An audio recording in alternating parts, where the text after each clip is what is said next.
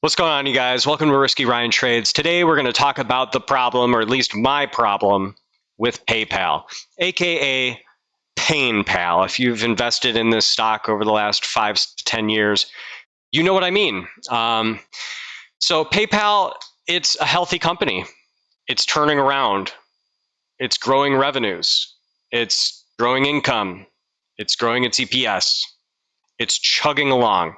There's nothing wrong with PayPal at this point in time. Look at it. It's growing its revenue. But tell me, why did it crash like that despite its revenue continuing to tick upward?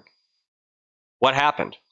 By the way, if Dividend Dude is telling you to buy a stock, he hates winning. He's afraid of winning. So maybe don't take his advice. This is why. I think this is why. Wall Street's just done with it. They go, oh, you know what? It's done being a growth company. Now it's established. It's not exciting. It's not the next new fintech. It's not the next new thing. It's PayPal. We know what it is. It's boring. I think that's what happened here. So let's just take a look real quick. Whoa. Okay. Let's just take a look real quick at PayPal.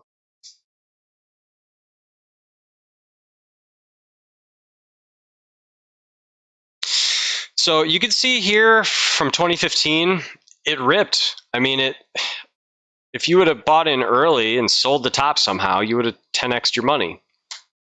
But then it dropped, I measured this earlier, dropped 83%. Not a small amount.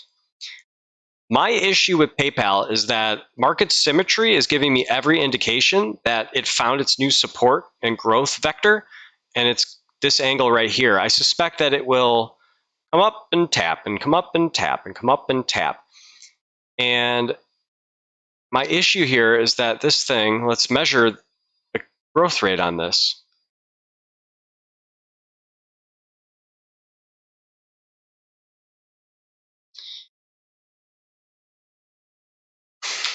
It's less than a 9% growth rate. Put me to sleep.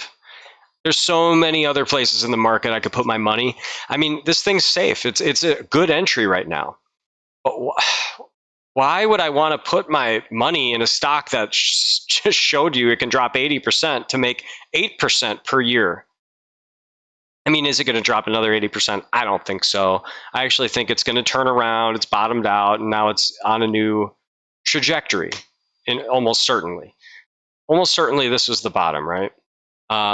Could I see it coming all the way up to here and hitting 115 before coming back down to this in a short amount of time and doubling? Yeah, I could see that happening. And could I see it making its way all the way up to this scan angle and climbing this scan angle going forward? Anything could happen, but nothing about this chart is telling me that's the plan, that that's really what's going to happen. The relative weakness of PayPal, you kind of can't ignore it. Take a look at Spotify. Spotify experienced the same exact terrible drop, or sorry, Shopify, that's what I meant. Shopify experienced the same, bungee jump, 83% down move, and it's almost reclaimed all of it by now because it's climbing this scan angle right here, which is growing at about 30%. So where do I want to put my money? Shopify is a great company. PayPal is a great company. But why? This is where diversification might not necessarily help me. I'd rather just focus all my money into that. And let's say that there is some kind of situation that causes PayPal to go up to that gain angle that's climbing up faster, which, by the way, is only growing at about 18%. It's not a small amount, but it's not 30% like Shopify. It's probably going to cause other fintechs like Robinhood, Post, SoFi, like those will probably rip even more than PayPal. So it's a pass. It's a no for me, dog. I had my money in PayPal. It put me to sleep. And then I just decided, you know what? I'm all in on SoFi. SoFi is way earlier on in its cycle. It's growing rapidly. It's got a great CEO. It's survived. It seems indestructible. It's survived all kinds of headwinds since it came public. So for me and my money, and if I'm putting money in fintechs, it's going into Toast, it's going into SoFi, and maybe one day I'll buy Robinhood. But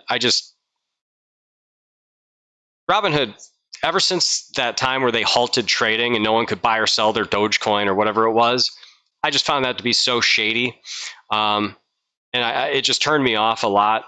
But you also shouldn't invest based on your morality or whatever, right? But to me, it's ghetto. It's not just morality. But anyways, hit the like button if you've made it this far. The number one favor you could give to me is hit that like button.